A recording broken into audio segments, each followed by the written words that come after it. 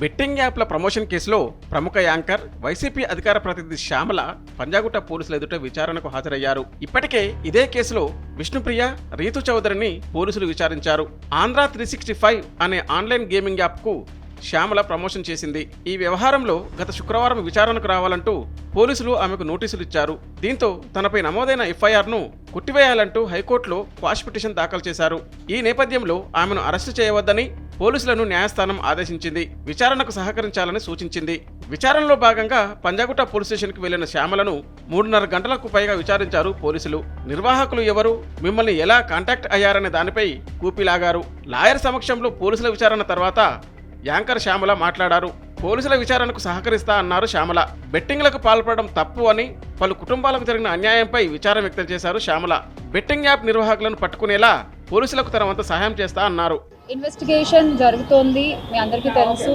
విషయం కోర్టులో ఉంది. సో డెఫినెట్గా మేము ఇన్వెస్టిగేషన్కి కోఆపరేట్ చేస్తున్నాము. చట్టాల మీద, న్యాయ వ్యవస్థ మీద నమ్మకం ఉంది. ఖచ్చితంగా కల్ప్రిట్స్ని పట్టుకోవడంలో నేను ఎంతవరకు సాయం చేయగలను అంతవరకు డెఫినెట్గా పోలీసులకి నా సపోర్ట్ ఎప్పుడూ ఉంటుంది.